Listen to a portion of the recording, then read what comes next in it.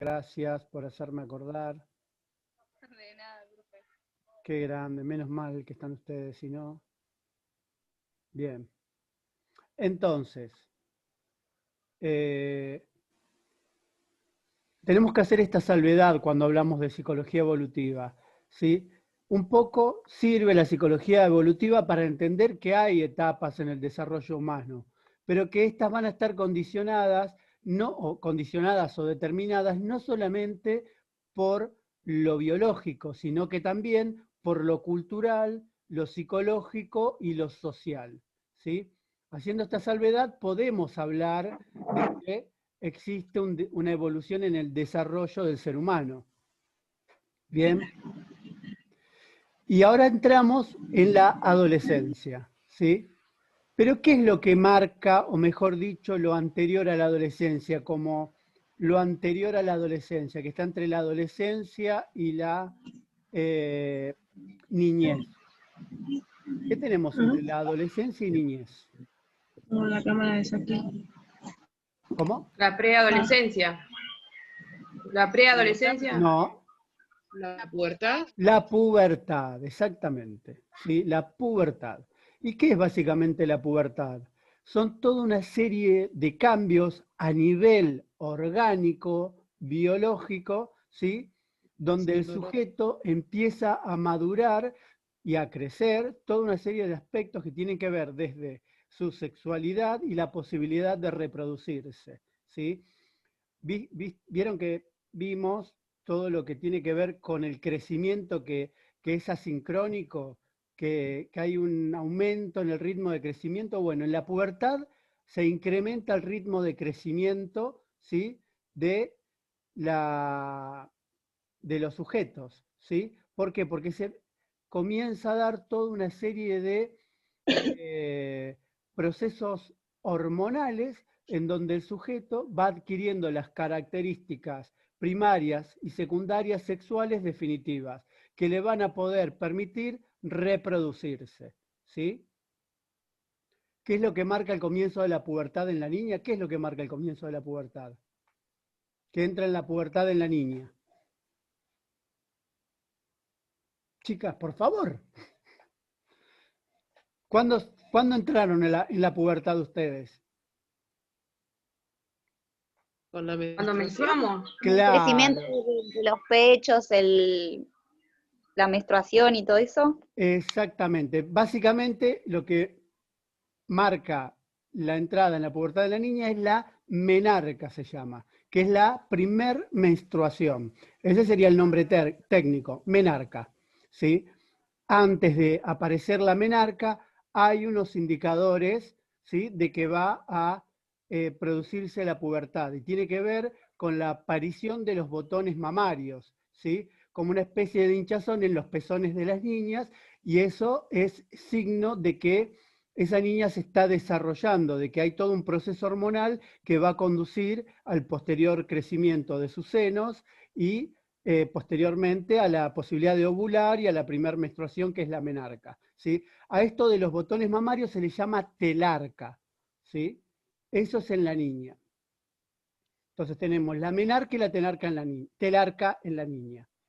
Y en el varón, ¿qué es lo que va a marcar el comienzo de la pubertad? La primera erección.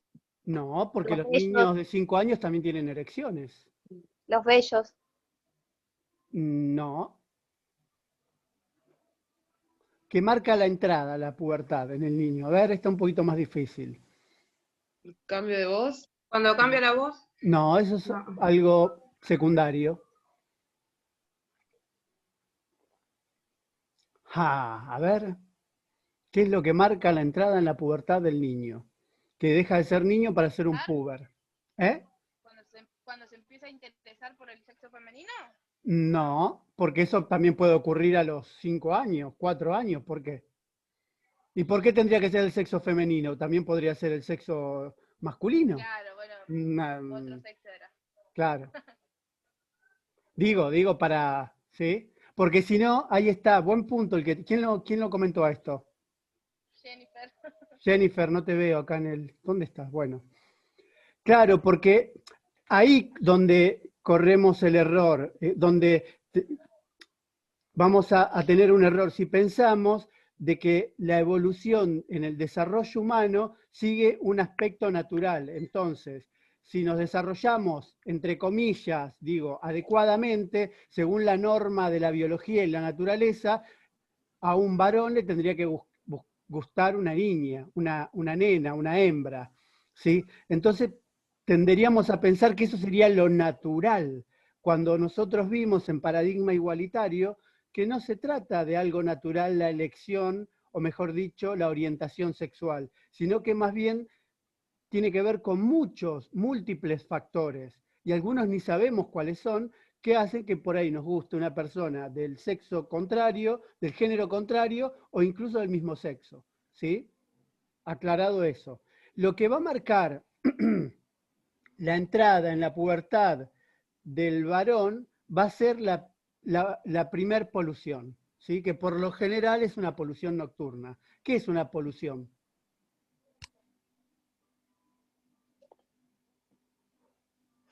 Profe, ¿le contesto? Sí, ¿Una eyaculación, la primera? exactamente. Una eyaculación, la primera, ¿sí? ¿Eyaculación de qué?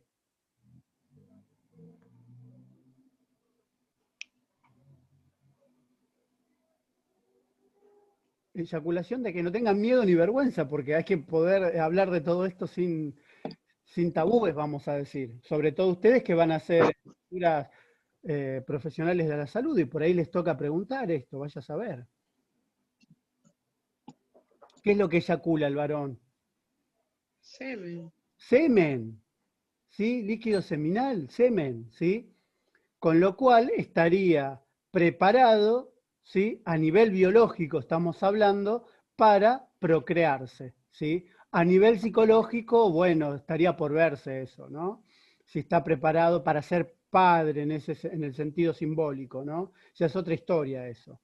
Pero justamente la primer polución, que por lo general es efecto de un tocamiento, de un roce o de un sueño, digamos, a la noche del niño, ¿sí? Puede producir esta primer polución. Eso marca la entrada en la pubertad, ¿sí?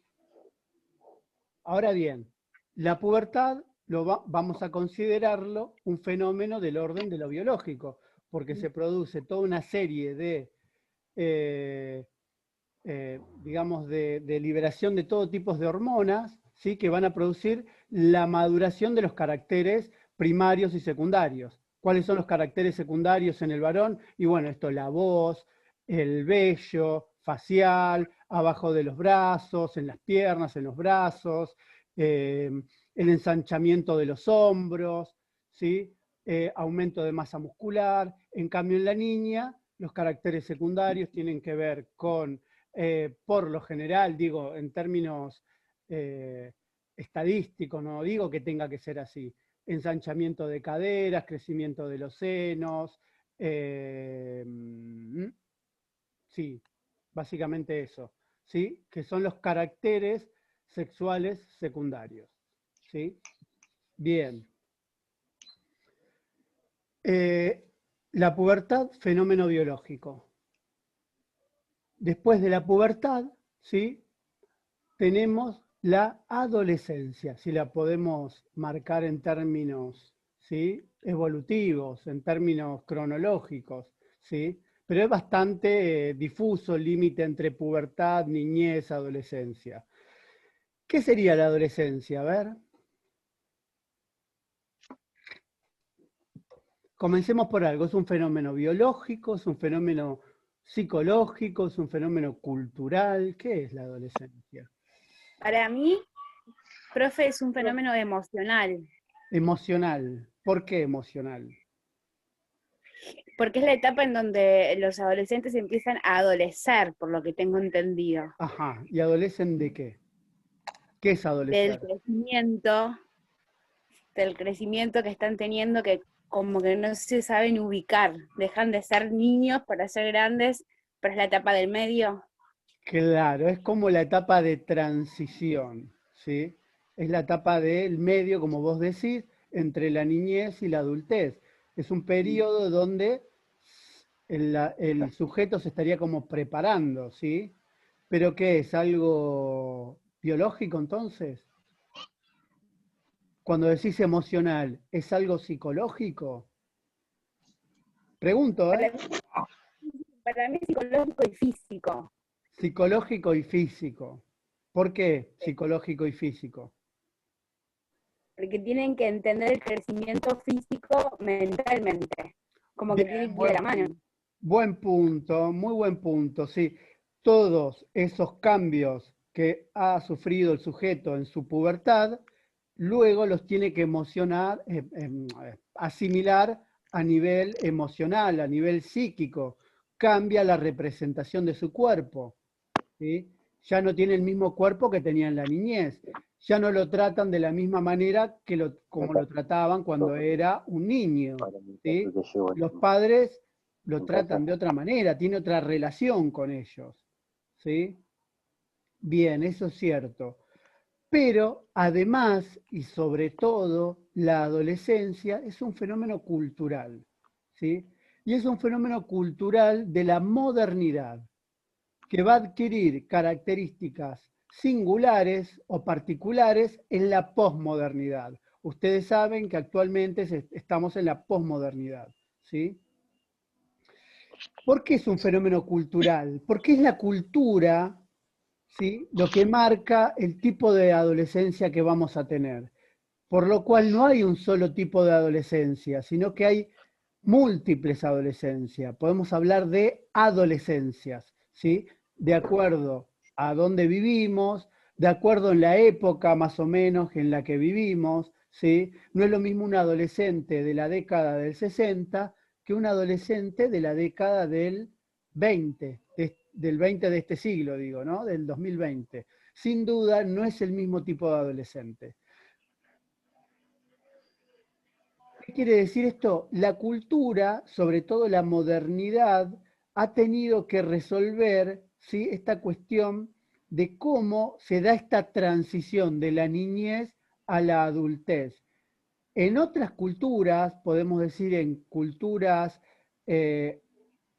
antiquísimas o culturas originarias de diferentes regiones, el periodo de la transición se daba solamente con un rito, ¿sí? Un rito de pasaje de la niñez a la adultez, ¿sí? Ciertas culturas de Oceanía o incluso de América, culturas precolombinas, ¿sí?, o culturas africanas, de tribus africanas, por ejemplo, hacen que el niño a determinada edad, por ejemplo, 12 años, se tiene que internar a la selva y cazar un jabalí. Digo, estoy diciendo ¿no? Después que volvía de la selva, de estar internado 15 días en la selva y vuelve con el jabalí, se lo considera un adulto, ¿sí? Vieron, ahí el periodo de transición es muy corto, 15 días, que son los 15 días que está en la selva. Después se tiene que comportar como un adulto, ¿sí? En nuestra cultura, ese periodo de transición no es cortito como en otras culturas, sino que es prolongado, dura 10, 12, 15, 20 años, ¿sí? Hay sujetos de 40 años que se siguen comportando como adolescentes, ¿no? Pero bueno, esa es otra historia. ¿Eh? ¿Qué le pasa a esa gente? Bueno, qué sé yo, no sé, está bien, la pasan bien, no sé, ¿qué va a ser? Viven en la casa de los Dice que la padres. gente cuando ¿Cómo? es feliz a su manera, pero es rarísimo. Hay gente que no evoluciona, está siempre en el mismo lugar. Claro, pero ojo con eso, vuelvo a insistir con esta palabra evolución, porque si no pareciese de que naturalmente tenemos que tender a ciertos patrones de conducta. Si no tenemos esos patrones de conducta, es como que seríamos anormales, enfermos, ¿no? Así que ojo con eso, ¿sí? Estoy de acuerdo a lo que vos decís, que hay personas que tienden a fijarse. Esperen que voy a admitir un compañero. Ciertas personas que tienden a fijarse en cierto lugar, ¿sí? Eso no los hace enfermos o anormales, simplemente están fijados a ciertas cuestiones, ¿no? Que es diferente, ¿no? Pero también tengamos en cuenta que vivimos en un país, en una cultura, en una situación económica donde cada vez más a los, vamos a decir, adolescentes tardíos les cuesta mucho más dar ese salto a ser cada vez más independientes, a ser adultos, ¿no? Porque cada vez más cuesta conseguir el primer trabajo, cada vez más cuesta tener una casa propia, cada vez más cuesta tener independencia económica, ¿sí? Con lo cual depende también mucho de la situación socioeconómica también, qué tipo de adolescencia o qué tipo de pasaje, ¿sí?, damos de la niñez a la adultez. ¿Me explico? Entonces no es algo natural la adolescencia, es algo que depende mucho de la cultura, de lo social e incluso de lo económico, ¿sí? No es lo mismo una chica, ¿sí?, que vive, por ejemplo, en una villa y que pobrecita no tiene acceso a los métodos anticonceptivos y queda embarazada a los 14 años, ¿sí? Y tiene que criar sola. Ahí ya estoy yendo para tu casa. Ahí. ¿Sí? Digo, ese es otro tipo de adolescencia. Ahí el pasaje de la niñez a la adultez es muy corto, a los golpes y como se puede, sin la asistencia quizás de unos adultos que la puedan ayudar a esa niña, ¿sí?, en su pasaje de la niñez a la adultez para adquirir herramientas simbólicas, conceptuales, mentales, emocionales para poder afrontar ciertas responsabilidades de un modo más, menos costoso, digamos, ¿no? Pero bueno, bien. Entonces, lo que quería que quede claro es que la adolescencia no es un fenómeno biológico, sino más bien cultural y psicológico, como planteaba, creo que era Mariela, ¿no? Como planteaba Mariela, está puesto lo psicológico. ¿Y en dónde está puesto lo psicológico? Como decía Mariela, el adolescente tiene que hacer un duelo, tiene que cambiar. ¿Qué es hacer un duelo? Tiene que admitir una pérdida. Cuando uno pierde un ser querido, pierde un trabajo o pierde algo que para uno le resulta muy importante, tiene que hacer un duelo. Es un periodo de dolor donde va sacando energía de ese objeto tan importante para uno para ponerla en otros objetos, ¿sí? Bien, el duelo es eso.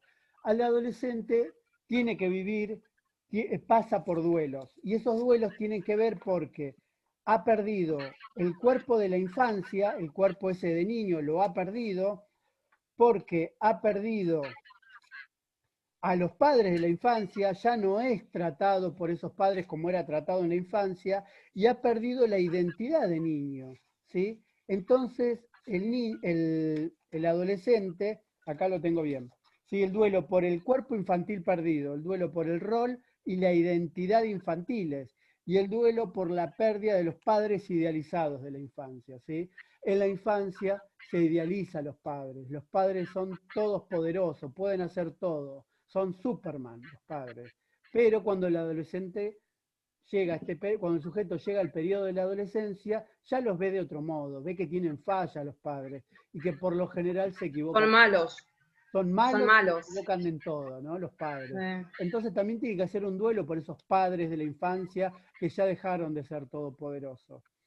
El adolescente ya no tiene el cuerpo de la infancia, ¿sí?, ese cuerpo asexuado, sin caracteres secundarios. Tiene un cuerpo, ¿sí?, de adulto casi prácticamente, con rasgos sexuales, ¿sí?, que provoca, ¿sí?, sensaciones en los otros también, que provocan miradas también, ¿sí?, que se siente de otra manera ese cuerpo en la adolescencia, con lo cual tiene que hacer el duelo por ese cuerpo que perdió de la infancia, ¿sí? A veces los padres también tienen que hacer ese duelo, ¿sí?, del niño, del cuerpo del niño, ya no es más un niño.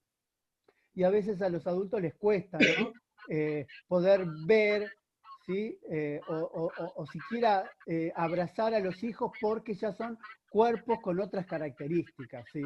Entonces, tanto el niño como los padres también tienen que hacer un duelo por esa pérdida de esa identidad infantil, ¿sí?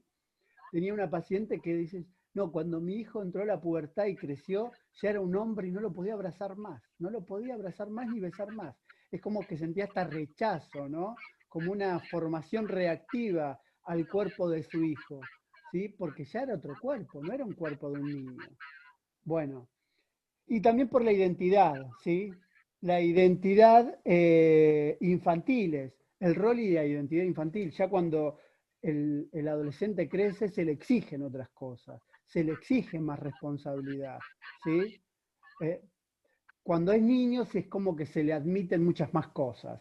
Entonces, eso también hay que poder procesarlo. Se pierde ese rol de niño, ¿sí? Vieron que el niño tiene hacen como muchas gracias, muchas monerías. El adolescente carece, ha perdido esa gracia que tenía cuando era niño, con lo cual se tiene que aprender a vincular de otro modo con los adultos y con los padres, ¿sí? Bien. Ahora bien, hicimos un pantallazo de lo que es la pubertad, lo que es la adolescencia, y el texto donde comenzamos... otra cuestión de la adolescencia se divide en 3 periodos: adolescencia temprana, adolescencia media y adolescencia tardía. Cada una de estas subetapas de la adolescencia va a tener, ¿sí?, como diferentes cosas que resolver, ¿sí? Un poco la adolescencia temprana tiene que resolver la pérdida del cuerpo infantil, la adolescencia media tiene que resolver su identidad, y la adolescencia tardía el encuentro con el otro, ¿sí?, con el otro sexo. Con el otro básicamente sexuado, y con la independencia y todas esas cuestiones, ¿sí? Ahora bien, nosotros estamos en una carrera que tiene que ver con la salud. Están estudiando enfermería, ¿sí? El texto que estamos viendo en la clase de hoy es el texto de Balbiano, La salud de los adolescentes. Entonces, acá el texto que está planteado desde APS, desde Atención Primaria de la Salud, desde Promoción de la Salud. ¿Cuánto tiempo nos queda? A ver. Creo que nos queda poco tiempo. Desde Promoción de la Salud, lo que va a decir este texto es, bien, si nosotros queremos laburar con adolescentes o laburar con atención primaria de la salud y promoción de la salud, tenemos que enfocarnos muchos en los adolescentes. ¿Por qué? Porque los adolescentes son los futuros adultos. Y si los adolescentes hoy por hoy tienen un hábito de vida poco saludable, ¿sí?, el día de mañana van a ser adultos con enfermedades. Creo que en el texto hablaba de unas estadísticas donde muchos adultos vienen arrastrando como enfermedades o cuestiones de salud desde su adolescencia, ¿sí? Con lo cual, si queremos prevenir, tenemos que como trabajar desde la adolescencia. Y para esto, y para trabajar con los adolescentes, tenemos que tener como un enfoque particular, ¿sí? Este enfoque particular que debe tener cualquier trabajador de la salud que pretenda especializarse y trabajar con adolescentes, tienen que tener en cuenta 3 enfoques. Un enfoque integral, en principio. Integral que va a abarcar desde la parte biológica, la parte emocional, la parte cultural y la parte social. Todas estas partes que integran un todo que es un sujeto. Entonces no podemos dejar de lado, ¿sí?, la parte, por ejemplo, emocional, psicológica de un sujeto adolescente, ¿sí? Lo tenemos que atender desde lo orgánico, pero también desde lo psicológico y social, ¿sí? Un enfoque de género. Este enfoque aplica para todas las etapas. Los adolescentes, de acuerdo al género al que se autoperciban, van a tener diferentes, digamos, acceso a la salud, ¿sí? O desigualdades en el acceso a la salud, ¿sí? A veces los adolescentes del género masculino tienen menos acceso a la salud, ¿sí?, a la atención primaria, porque por diferentes cuestiones no acceden tanto. Como así también las chicas, las mujeres adolescentes, tienen otro tipo de vamos a decir, necesidades del servicio de salud. Por ejemplo, todo lo que hace referencia a la salud sexual y procreación responsable, diferente a la de los varones, ¿sí? Si bien los dos son responsables por la salud sexual y procreación responsable, las chicas muchas veces tienen otro tipo de necesidades, ¿sí? Y el enfoque de derecho, ¿sí? Hay Convención sobre los Derechos del Niño, ¿sí? Y del adolescente, ¿sí? Y los adolescentes, cuando van a hacer una consulta a un especialista de la salud, ¿sí? Cualquiera sea, tienen, por ejemplo, derecho a la confidencialidad de lo que ellos cuenten, ¿sí? Por ejemplo, si una nena de 14 años, ¿sí? Una niña de 14 años, prácticamente una niña, es una adolescente, pero es prácticamente una niña, va y pide una consulta con la ginecóloga en el centro de salud. ¿Ustedes qué hacen? Va una chica, ¿sí? 15 años, le toman los datos, 15 años. Ustedes la atienden porque tiene, no sé, se tiene que aplicar una inyección. La atienden y después le dice, enfermera, enfermero, quiero ver a la ginecóloga, ¿cómo hago? ¿Ustedes qué le dicen? Hay que asesorarla. ¿Asesorarla para qué? Para la consulta, o sea, se lo damos al turno. Claro. ¿Tiene que ir acompañada con el padre o la madre o alguien o tutor? No, no es necesario. No, no es necesario. Puede hacer ella la consulta, ¿sí? ¿A partir de los cuántos años es eso, profesor? A partir de los 12 años, 13. 13, no me acuerdo bien si... Ese. 13 Me parece años, que acá... de los 13. Sí, 12, 13, sí, 13 años, bien, bien, De los gracias. 13 Menos me mal que parece. acá saben más que yo los estudiantes, menos mal. Me sacan las papas del fuego. Bien. Sí, a partir de los 13 años puede realizar una consulta sin estar acompañada por un adulto, ¿sí?